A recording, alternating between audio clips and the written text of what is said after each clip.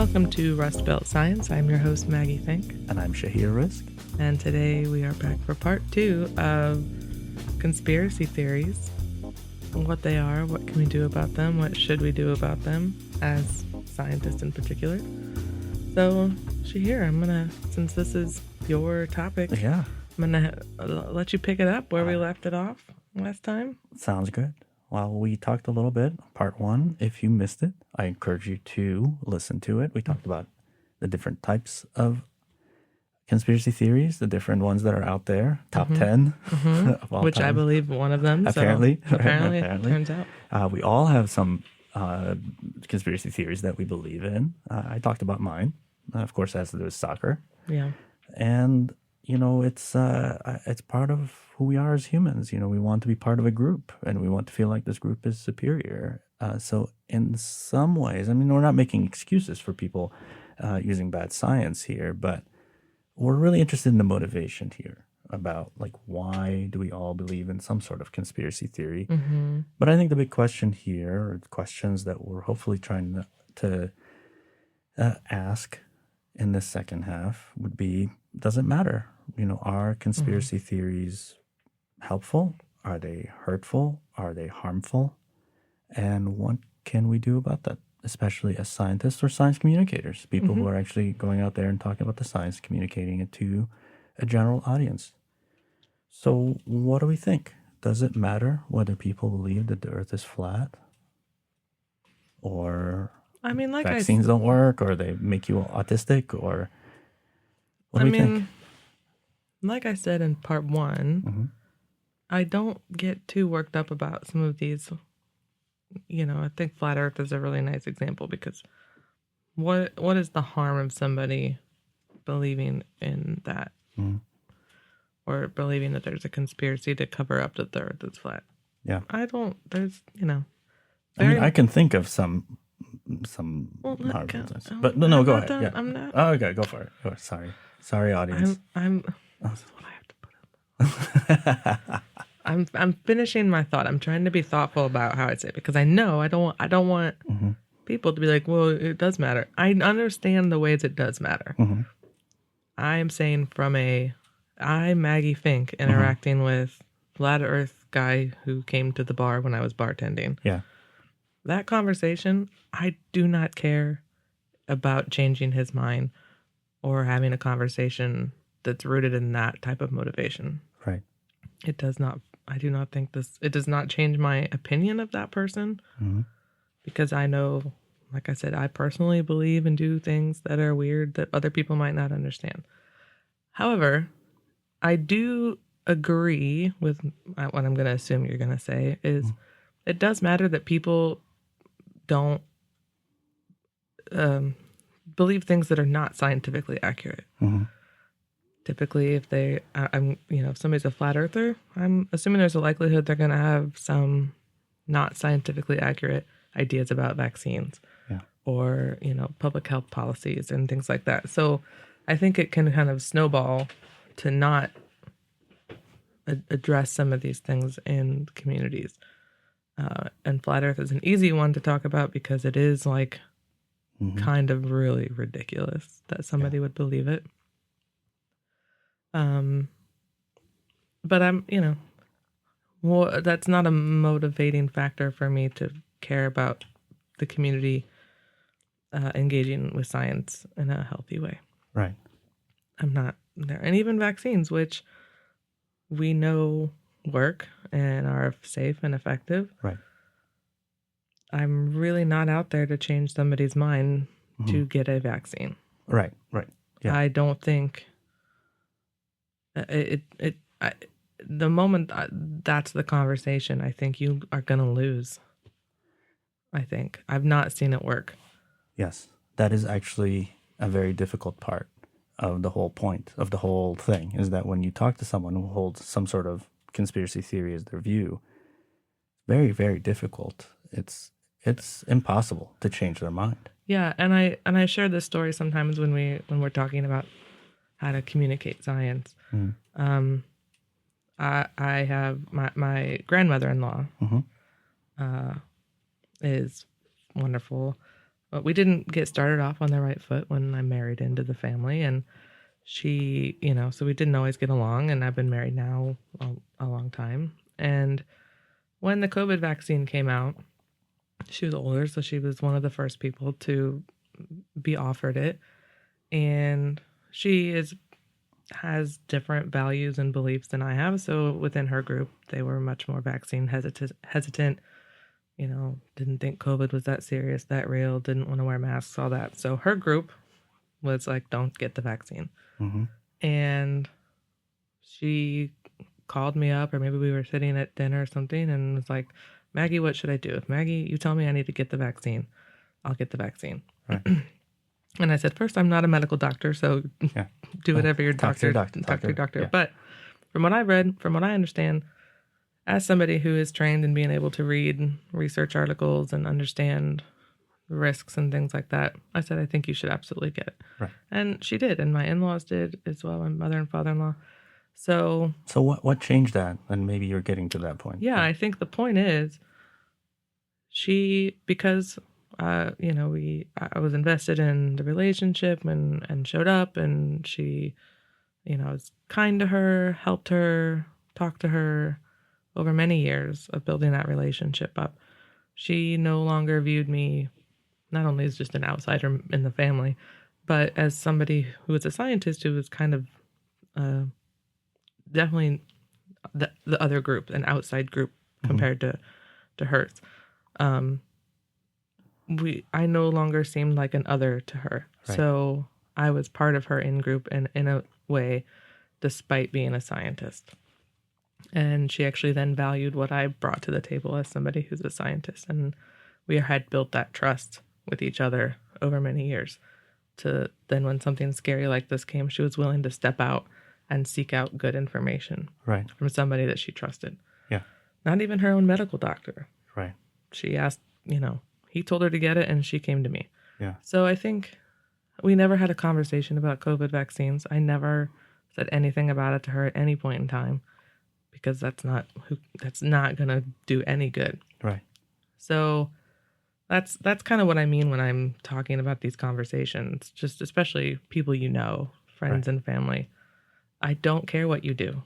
Yeah. Now, there might be consequences, like if during that time, if you didn't get vaccinated or you didn't want to wear a mask, we wouldn't be able to hang out with you or something. Yeah. So there were consequences, but at the same time, those people did their best to respect what we wanted them to do. They would wear masks and things like that, even if they wouldn't any other place. So those the conversations you're having are not. You're having conversations not about the actual thing. That makes sense. Yeah, so it's like, tell me to get a vaccine without telling me to get a vaccine. Yeah. Yeah. So, and I think why I think about the story with my grandmother-in-law is because I didn't tell her and she trusted me. She actually sought out good information and understood what was good information and who was a reliable source of information. So it wasn't me, trying to shove something down her throat. Right. She came to that decision on her own. Right. And that won't always be the case. But I think it's just a really good example of as scientists, we can get really frustrated with people who don't trust the science, but people don't respond well to frustration. Yeah, that's true. That's true. We don't respond very well to frustration. Yeah. And so that's what I mean when I say it doesn't bother me, because it can't. Otherwise, you're kind of going to be in a losing battle. And I understand that these things do have serious consequences in many ways. Yeah. But I just can't. I mean, you bring up a very important word, which is trust. Mm-hmm. Because if a lot of conspiracy theories are based on distrust, based on paranoia, they're based on some hidden group controlling something, you're already losing trust. Mm-hmm. And it could be trust in scientists or in government or in the way the world works or in anything really, or the way that the officiating system works in professional sports, whatever it might be.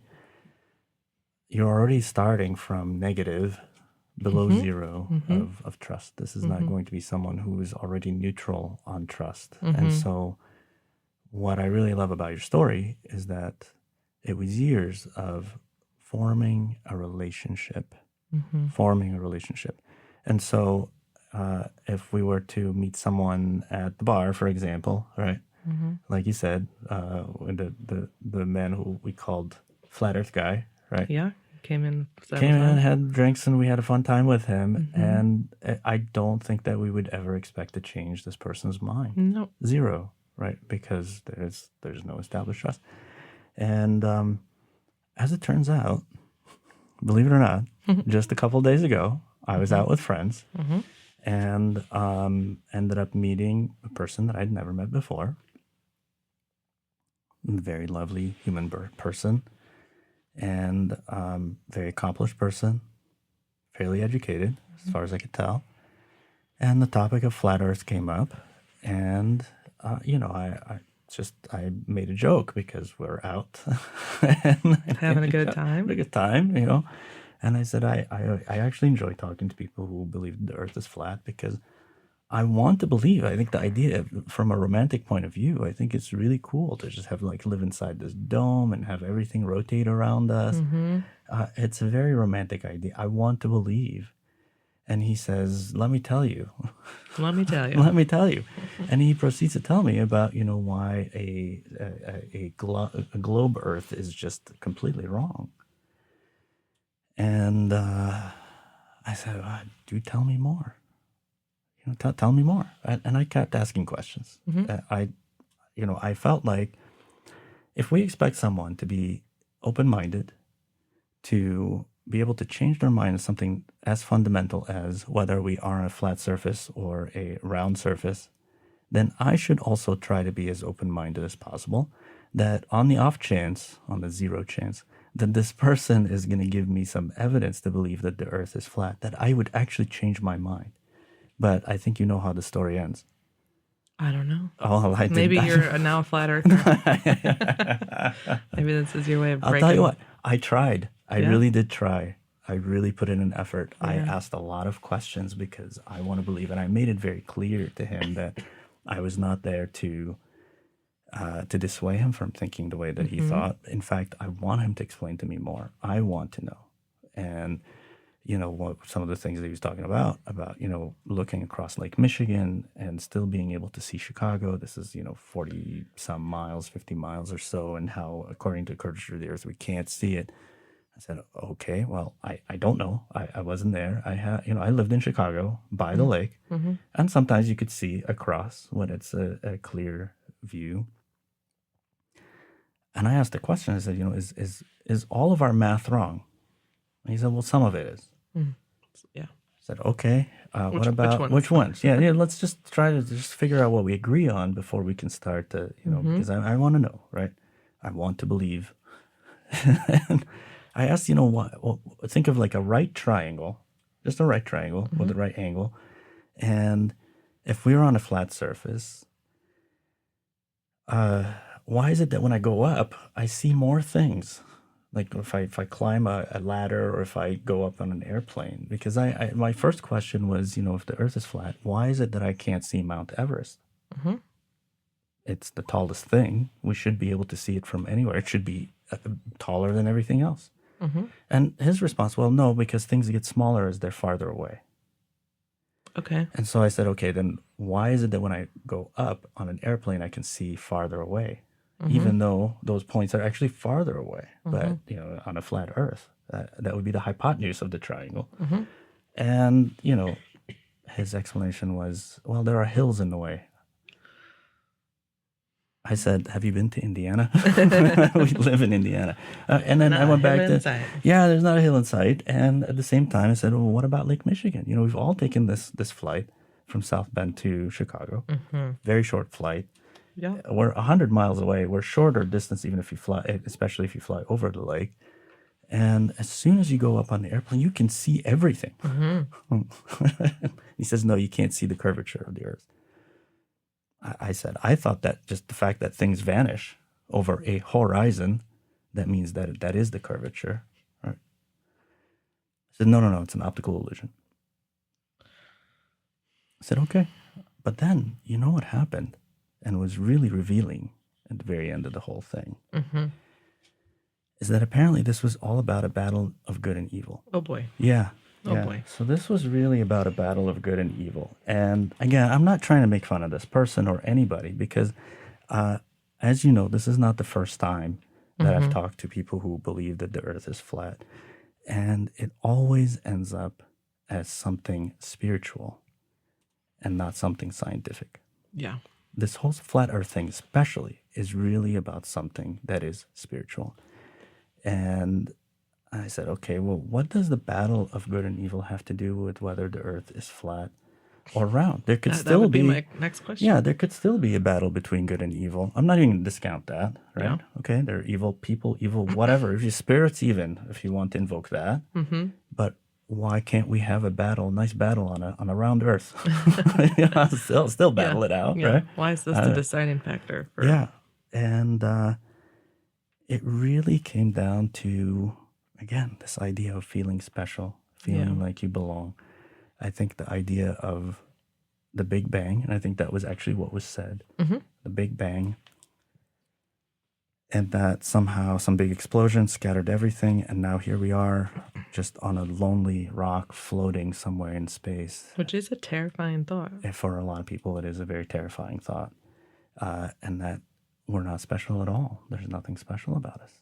I happen to find this idea actually quite liberating.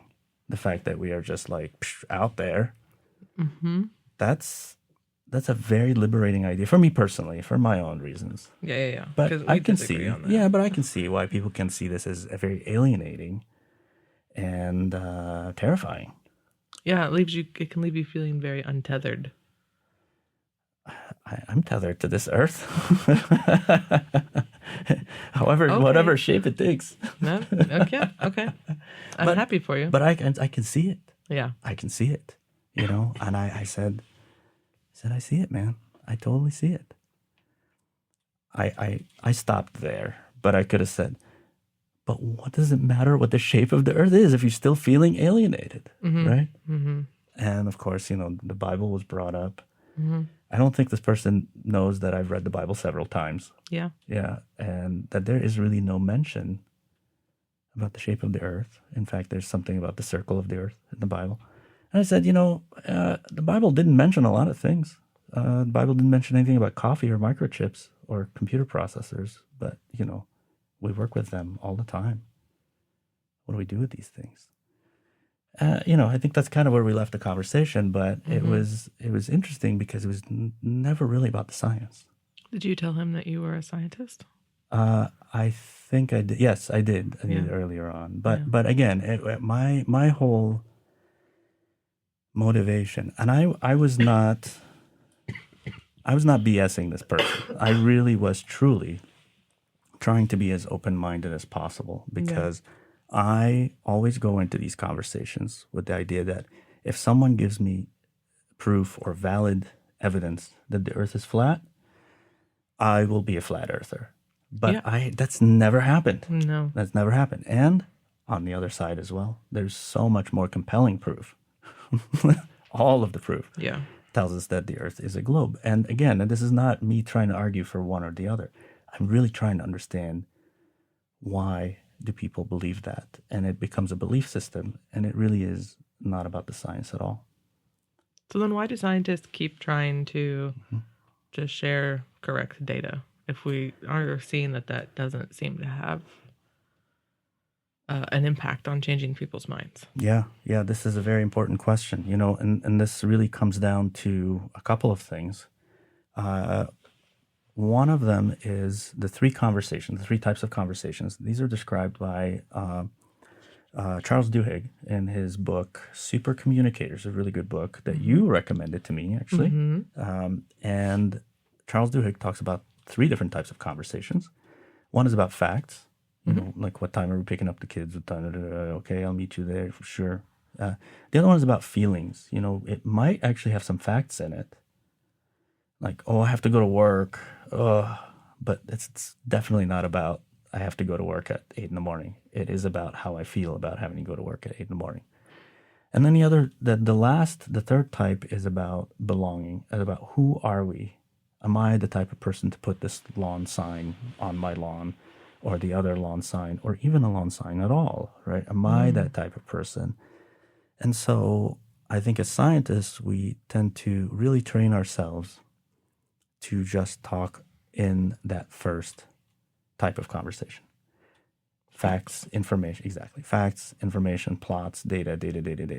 And then as we start out these conversations with people who might hold some sort of conspiracy theory, and it doesn't have to be a conspiracy theory. Maybe they're just hesitant about taking a vaccine because they don't know how it's going to affect them, and they feel scared. There's a feeling there. What we do is we just give them more and more and more information. And then they might go on to the third type of conversation. Meanwhile, we are completely blind to what's happening. We can't read the room. We can't read the type of conversation. And we just keep giving them more and more and more information. And we're not speaking the same language. We're not even having the same type of conversation at all. All we're doing is giving them more data. And if someone is terrified of flying, they are on an airplane, and you can tell them all statistics in the world about how flying is one of the safest modes of transportation, and actually driving to the airport was far less safe.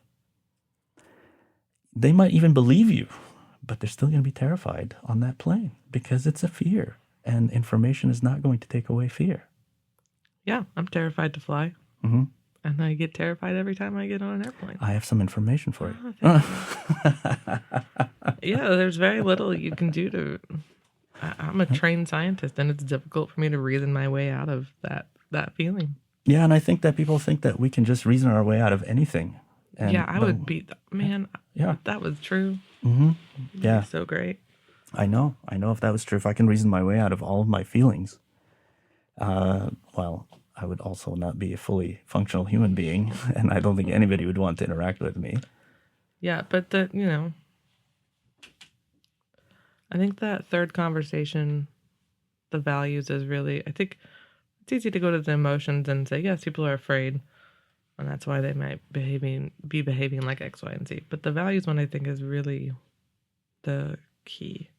That third type of conversation about belongingness and the values. Who am I? Am I the type of person that would do X, Y, and Z? Does my group do X, Y, and Z? Sorry, I had to say. And I also think that people don't always know that that's the conversation. That those are the reasons. Those thoughts don't appear as words when they're having those conversations. So even if I am having that third type of conversation, I'm not thinking that I'm having this type of conversation. I don't think so. I think it's instinctive to just want to belong without even knowing that that's what I want. Yeah, I think so. Yeah. I mean, I'm thinking about times in my life that's been true, and only after reflecting, it's like, oh, I made that choice because, I didn't want to be on the outgroup. But in the moment, that's not what you're thinking about. You probably are thinking more emotionally. Right. And you might be able to name those emotions in that moment. So I think it's really difficult to... It's really difficult to have those types of conversations if both parties can't really get on the same page about those. Of course. And I think this is not to say that we should go out having conversations with people to change their mind and trick them and this is not like a hack, right, for getting people to change their mind. I think it's just acknowledging that this is how humans communicate, and their reasonings and motivations, which aren't always verbal. Yes, that's very true. So there's really no formula for talking to people and changing their minds, and I think that's always been the myth. You're aware of this as well as I am. This idea of the information deficit model, right? And maybe you can talk to us a little bit more about this informational deficit model, what it is, and why it doesn't really work. Yeah, so this is in the world of communication in general, but science communication in particular. This has come up, the information deficit model, where what is lacking is correct, accurate, engaging information. And that's why we have so much misinformation. And so the solution is to put out correct information. Right. And maybe, doing it in a more interesting, a more accessible way. And that will simply change people's minds. It's because they do not have the correct information. Right. So if you just give them the information, they'll just change. If they only know, if you just give them the data on climate change or on whatever, then they'll change their mind automatically. Right? But as you were saying with people with flat Earth people, that's the flat Earth guy. That didn't work, did it? No. I mean, I tried not to provide a lot of information. It was just mostly asking questions. But you're right. I mean, he's got all kinds of information. Information is available. And this person is fairly well educated, a graduate degree. So that's kind of one of the ideas. And I think it's prevalent because it seems to make the most sense. Because as scientists, we're like, well, yeah, if you just see the data, then of course, then it would make sense. Yeah. So I think as people who care about science communication and gaining trust, this isn't the first natural step, but we know that it doesn't work. I think if we all admit to ourselves, we know it doesn't work because we've tried it with friends and family, right? Right. We've tried it, and it doesn't. If it doesn't work on a family member, then why would it work more broadly? Right. For the general public. I don't know. Yeah, so just simply giving people more information and providing them with plots and graphs and infographics, it might help, but it's not going to change people's minds, especially when they're holding these misinformed or, conspiracy theories. Yeah. And so then there's also the idea that maybe if people are smarter, that this idea that science comprehension thesis argument that maybe people believe in conspiracy theories or have certain views because they're not educated enough. So one is not informed enough, now they're not educated enough, or they don't have like the math literacy to be able to comprehend the data, right? Yeah. But there's again research against that. There is a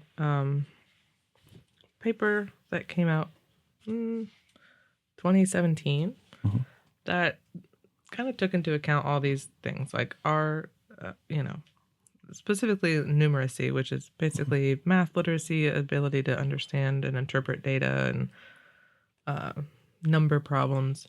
So participants were evaluated on their ability to interpret data, essentially, and ranked. And then these participants were shown, half of them were shown one set of data and the other half were shown a different set of data. The first set of data showed that the use of a skin cream increased the rash. So it made the rash worse. Other set of people were shown the opposite. So the skin cream actually made the rash better. Right. So one was treatment was effective, one was treatment was not effective. And this is all made up data. Just to see if people can interpret it correctly. Yeah. Right. So as expected, as people's numeracy, so their ability to, how they were evaluated with their ability to look at numbers increased, the percentage of people who got the interpreted the data correctly went up. Okay, so the better you are at math, the more you can interpret the data and tell us whether the cream actually worked or made things worse. Right. So as expected. However, the interesting part of this study, they took the same participants, and instead of framing this made-up data as a skin cream and rash, they framed it around gun reform, gun policies, and the impact that those have on crime. So a very political issue. Right. And so in addition to having the participants evaluated on their numeracy, they were also evaluated on their conservative, or I think they did call it liberal, conservative views. Yeah. So, there was a group that had more conservative values and policy ideas, and then a liberal. And so when they were shown this data, group was shown data that increasing gun control decreases crime. Right. Which would be more in line with liberal values, whatever views. Yeah. The other showed that increasing gun control actually increased crime. And this time, instead of numeracy being associated with answering the correct question, answering the question correctly, as your numeracy went up, you were more likely to get the answer wrong if it went against your political ideology.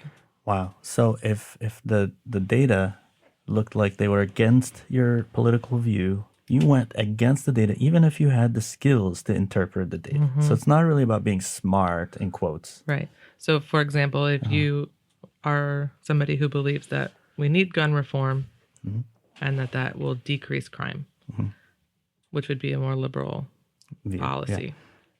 They were shown data that showed that gun control actually increases crime rates. Yeah. They would still interpret that as it decreases. Wow. Gun crime. Yeah. So, and that in and of itself is interesting that phenomenon happened in the study.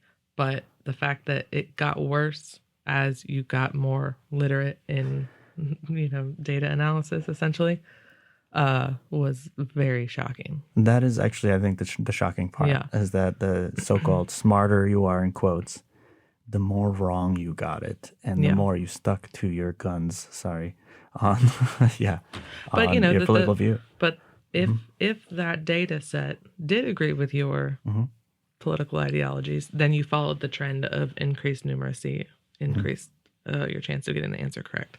Yeah. So only when it went against your political ideology did that numeracy seem to that idea really get out of whack. To have that gap. Yeah. So it's not necessarily knowledge, and it's not necessarily math skills. We seem to be just entrenched in our own views somehow, and that has to do with the group that we belong to. Yeah. Yeah. Go ahead. It was when you first showed me this day, and there's also a video that we'll include in our show notes. Yeah, Veritasium video. Yeah, that breaks Excellent this down. Veritasium video. Yeah, because it's super interesting. And again, I think this is something that we as humans know to be true, right? That this is how we're going to behave. So the fact that it's shocking is not, and I'm like, of course, we're never going to go against our group. To do so would mean there has to be a really good reason for it. Right. And just don't do it. We don't do it.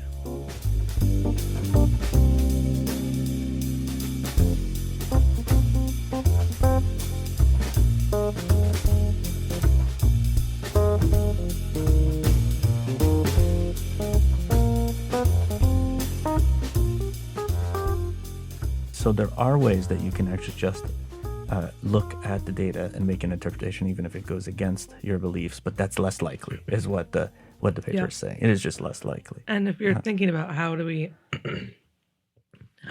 get accurate science and get people to support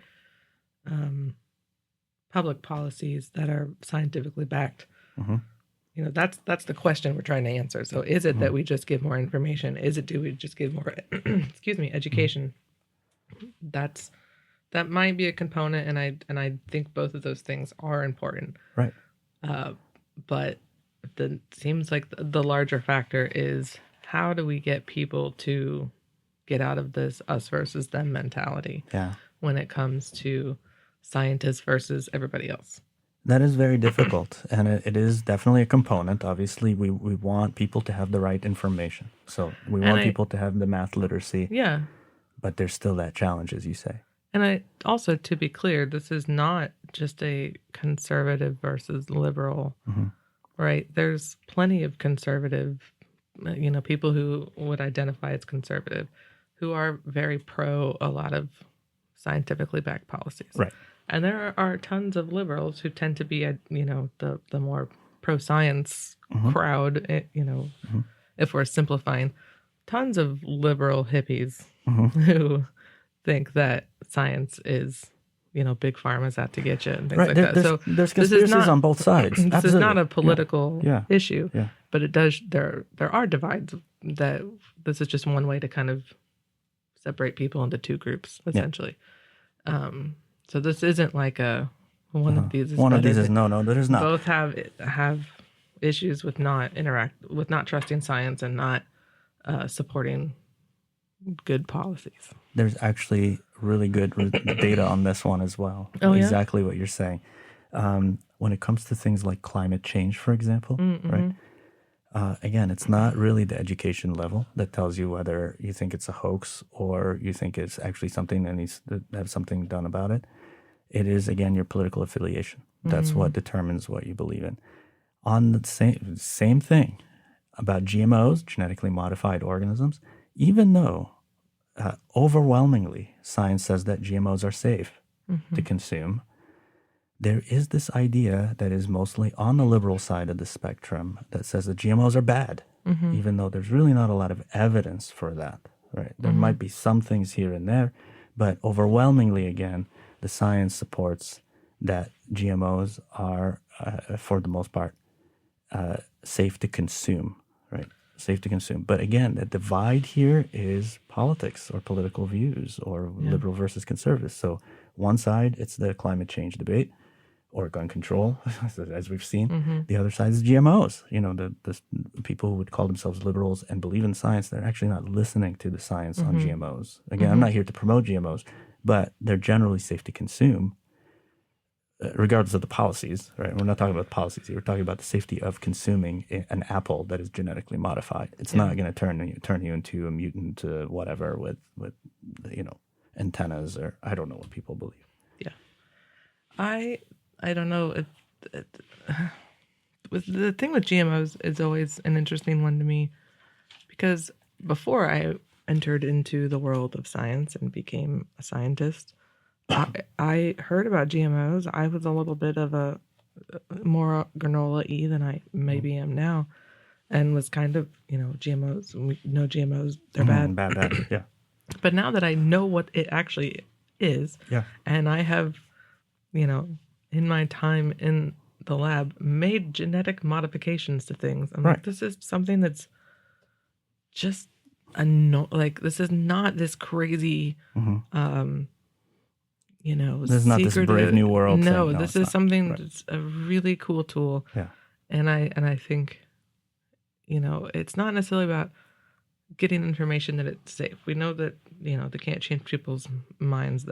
That's not the best way to change people's minds. But I do think showing people what scientists actually do and what the science actually, like the scientific process, and not giving them data about, maybe I'm not making 100% sense, but I thought it was so cool that you can just genetically modify these things. It is super cool. Yeah. And it wasn't about, then I became interested in learning more, because I'm like, oh, now I see what they're doing. Yeah. So it's not necessarily, I think that way of communicating science can be impactful and getting people interested in the basic science of it all. Yeah. Like, how do you actually genetically modify something? Right. I remember learning about, was it Dolly the sheep? Dolly, yes, that was cloned. And that seemed like the uproar. Most far-fetched, the old ladies at church getting all up in an uproar about this sign of the times thing. And I'm like, that was obviously a scientific feat, but I'm like, it's just this idea of cloning. Yeah. Right. Yeah. Identically. I have stuff going right now that I'm genetically modifying. Cloned, yeah, exactly. And cloned and all that. It's much easier than people think it is. I think the word itself has taken on something that it is not in popular culture. And that is, again, ripe field for conspiracies. Yeah, so I think it is on the science. I think those are the types of conversations that are actually more effective at maybe getting people to consider that maybe their conspiracy theories aren't actually conspiracy theories. If you don't want to eat GMOs, that's fine. Yeah. Right. But just understanding how cool science actually is, I think, can be effective. Yeah, and this is the idea that the more you learn about something, the less of a mystery it becomes. Yeah. You kind of shine a light on it. It's like going into a dark room. It's very easy to be scared about something. And it's a shadow here, a shadow there, a sound there, a creak here. And then you turn on the light. All of a sudden, it's just a coat and a hat and a bed, and and you're like, this is. You see the reality of it. It's no longer scary, and I think you and I have the unique opportunity to be working in labs to see kind of how the sausage gets made. And you're like, this is pretty basic stuff, guys. There's nothing there. We're scared of these words. And I think, again, popular culture, movies, talking about cloning and, cloning other people and cloning yourself, and which is somewhat far-fetched. And I mean, there is times where it would be scary if we were starting to clone stuff. Like, we're in my lab, we work with TB. We don't usually study TB direct. We use a different species that is like a model organism because it's a lot safer. But we have an actual tuberculosis strain. It's the vaccine strain. So it has been genetically modified. Right. So that it is not as dangerous. It's not going to kill you. Yeah, right. But we are not allowed to take that strain and make any genetic modifications to it. No, you can't. Because then we could accidentally turn it back into a really severe disease-causing pathogen. So right now, we can handle it, and we still treat it very seriously. Because if you accidentally poke yourself or infect yourself, you're TB positive then. But it's not going to make you sick because it's what they use to actually give you the vaccine. Yeah, so it's a much weakened. It has been genetically modified. Right? Specifically for that purpose. But then now we are not allowed to do anything else to it. Right? And that's probably a good thing. That's a very good because thing. That we don't know what we could unleash. So there are times where those things can be serious, but the majority of the time, and I think if we can talk to people and say, hey, all these things are not that scary, then we say, but this thing, this is actually something we should be concerned about. Right. XYZ? No. Yeah. If you're going to be afraid of something, at least be afraid of the real scary stuff that's out there in the world, right? There is some really, really scary stuff out there. Yeah. Or, another example that I really like that you've used is you kind of, we have a paper on glyphosate. Yeah. We made a biosensor for glyphosate, which is the active ingredient in Roundup. Yes. And there's been lots of buzz over the years about this causing cancer. And evidence really isn't there. That it's kind of shaky, yeah. But there are a lot of concerns that glyphosate can have huge implications on our microbiome, gut bacteria, and our gut bacteria, and the evidence does actually suggest that might be a bigger concern. But cancer is so scary. I know, but I'm saying, and that's why. But saying no, you shouldn't worry about it is not as effective as saying, here actually we can. You're right to be worried, but you're worried about the wrong things, right? I don't know. Maybe I'm derailing this conversation, but I'm just thinking. Actually, I think this really goes back to what conspiracies are really about. Conspiracy theories are there to pass the blame and to really kind of, in a way, to ignore the problem and to justify feeling helpless. I'm just going to say it out there. If I keep thinking that, my team or my work team at work is always getting dumped on and not getting enough of a raise and that whatever, maybe I'm really dodging the blame for me not working hard enough, right? There might actually be a conspiracy against me. This is hypothetical. I love where I work. This is hypothetical. But, it's about passing the blame, that I can't do anything about it because there's some evil people in charge who are just going to keep me down. The man's going to keep me down or whatever it is. And I think there is an element of that. And let's just be mindful of the right things, the real scary things that are out there. And is there corruption out there? Absolutely. And within science and too. Within science too. Absolutely. Everywhere there is corruption. But making up stories to justify why I'm always going to be where I am and, in quote, oppressed or whatever it is, right? That people are doing this to control us and that is just passing the blame, and that is missing the point, I think. So what do we do? I mean, it's very hard to argue with people who are conspiracy theorists. I think we should stop arguing with them. You think so? I think so. I think that there's there's much more effective conversations to have that aren't arguing. Yeah. I'm not saying that we don't have conversations. So what about like finding things that we both like pets, for example? Yeah, that's a great starting point. I have a dog and that other person has a dog. And yeah. I mean, you said that you really never talked to your grandmother-in-law about vaccines or science. Yeah. She knew you were a scientist, but you guys talked about other things. Like, I don't know. What did you talk about? Let's see. What did we talk about? I'm And is it appropriate to talk about on this podcast? No, what was that TV show? I can't remember. The Golden Girls? No, he was like a detective, but he was like, Columbo. Columbo, of course. Yeah, she loves Columbo. Yeah, who doesn't? So we talk about Columbo. We talk about her.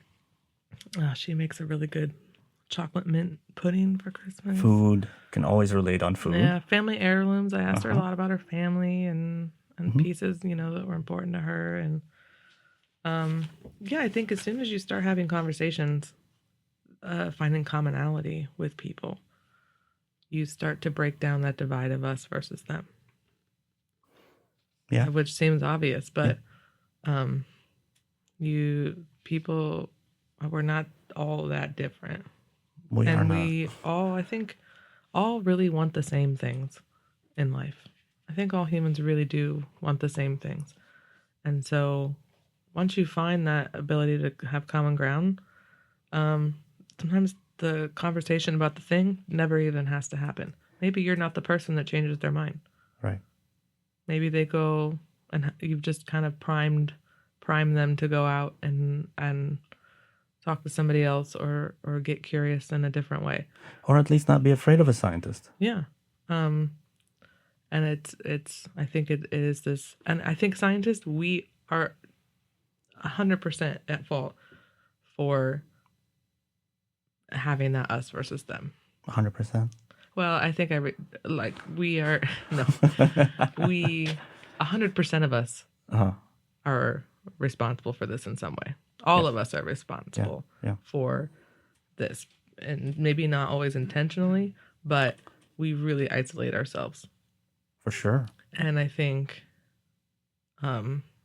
it's really on us to take some of those first steps towards meeting other people and stop.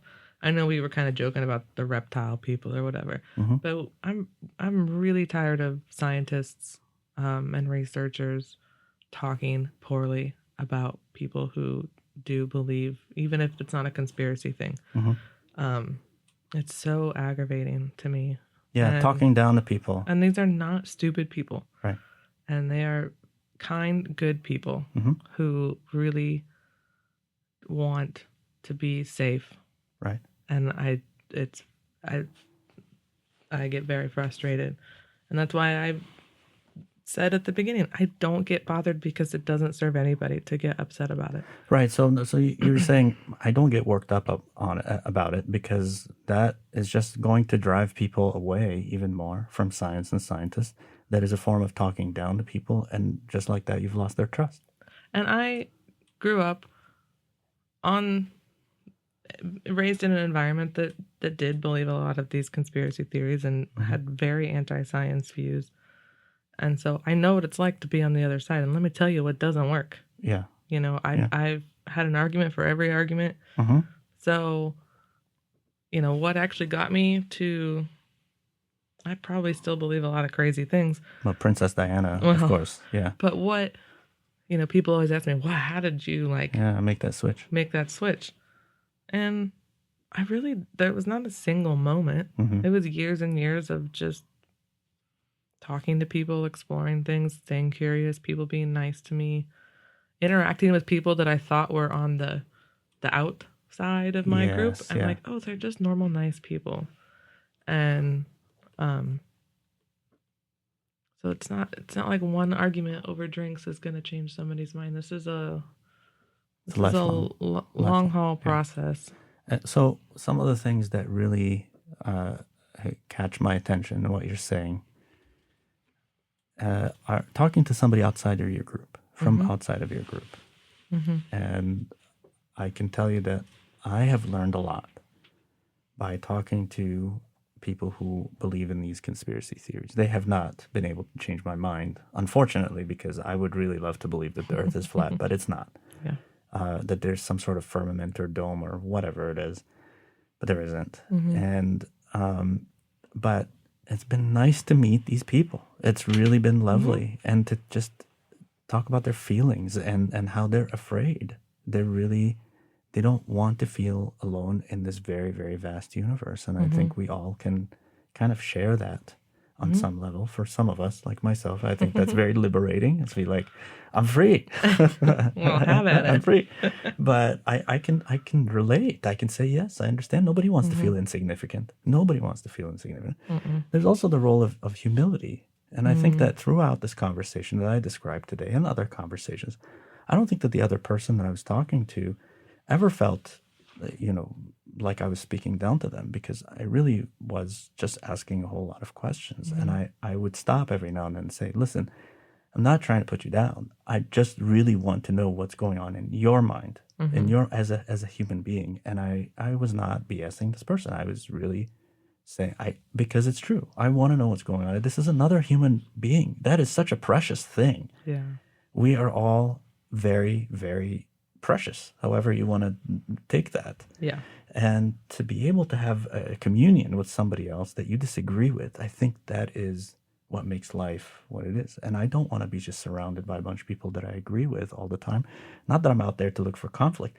I'm out there to look for ways to learn, new ways to learn, and new things to learn, even if it's things I don't believe in, even if it's things that I think are wild. But what else gives spice to life than wild stories? We love stories. Yeah, like I was telling you earlier, before this, got super interested in the Illuminati when I was in high school. Oh, yeah. Tell us more about this. It was a long time ago, but I was like, I wasn't trying to like learn about it because I wanted to believe it was true. But I'm like, well, this is pretty crazy. It's a cool story. Cool story. Right. The what is it? The eye and the pyramid on the dollar and the Freemasons. That was a lifetime ago that I just dove headfirst into it. And human sacrifices. Oh yeah. Yeah. And I think it's okay to learn about other things. Of course. And I think, of course. In fact, I encourage it. I encourage it too. And yeah, scientists should not forget our humanity and treating people with dignity when we're interacting with them. Dignity is very important. And what is the role of humility in all of this? A big role, I think. Yeah. Isn't there some research actually? Papers just came out. Humility and scientists. I haven't read all the details yet. But I think basically, and we'll provide the link, but basically I believe that it said that when scientists were perceived to be more humble, people were able to trust them more. Makes sense. Yeah, it makes sense, right? Yeah. Instead of like, take this or you're gonna die, and if you don't listen to me, you're stupid. Yeah. Yeah, that's not that never really does it. If I tell that to my kids, and they're my kids, they're gonna be like, nope, sorry. Not today. Not today. And I think there's, again, the importance of stories. The one thing that I think conspiracy theories have that we don't have as scientists is stories. There's some good stories.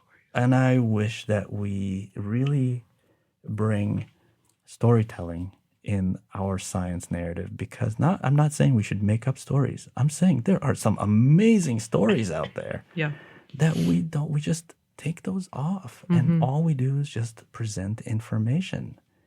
And, the example that I like to use when we're doing our science communication workshop is the famous story of the boy who cried wolf.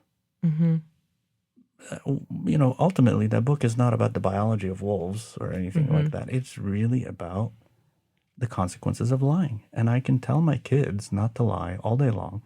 But if I tell them that story, that's going to resonate with them. And I think as scientists, we stop telling stories because somehow we feel like that's inferior to the data. And in a way, yes, we have to believe the data because the numbers ultimately are what are going to decide what the model actually is and what the theories really are. But we tend to forget that there are amazing stories behind the discoveries, even if it's stories about the people that are involved. There's some crazy stories about the people, but also just stories about like the universe and how huge it is, how big and how vast it is, how toxic some of the things that are in life are, like these bacteria, these viruses and toxins. I mean, we've really taken away the stories. We've taken away the humility. Yeah. So I don't know. That's my contribution to this conversation. Yeah, I think there's many more things that can be discussed, and just be nice to people. Be nice. And go find somebody and talk to them and find something in common with them. Find something in common with them. Find someone that you disagree with and find something in common with them. Yeah. How about that? I think that sounds great. I want to give a shout out to Ahmed Al-Ghandour. He's a famous YouTuber in the Middle East, for a lot of the references that I was able to look up for this two-part podcast, these 2 episodes. And I hope that we've learned a little bit about conspiracy theories and just how science works and what we can do to talk to our friends and families and to look inside all of us to see what conspiracy theories we hold. And all of our non-scientist listeners, you can believe the Earth's flat. Ask us, and if you want... I think people don't know that if you want, a scientist will be very happy to talk about science. All the time. All the time. All the time. So if you got questions, go find your local scientist. Find your local scientist. I've not really met any that wouldn't be happy to chat with anybody who has questions and get to know them. So go find your local scientist. Or if you have a question, you can write us too. Yes. Make sure you write your questions on a crisp $100 bill and send it to us by mail. Or a gold bar. That works too. No, please do not do that. I feel like that would feed some conspiracy theories about Big Pharma, even though neither of us work for Big Pharma. No, I wish they were paying me, but they're not, unfortunately. Yeah. Well, this has been lovely. This has been great. It has been wonderful. Yeah. Well, thank you, Maggie. Thank you, Sophia. At the end of our show, we would like to thank you, our lovely listeners, and our awesome audience for spending your time with us. We thank the Notre Dame College of Science and the Indiana University South Bend College of Arts and Sciences. Special thanks to the wonderful people at the Notre Dame Studios. Coming to you from beautiful South Bend, Indiana, in the heart of the Rust Belt, this is Rust Belt Science. I'm Shahir Rizk. And I'm Maggie Fink. And we'll catch you next time.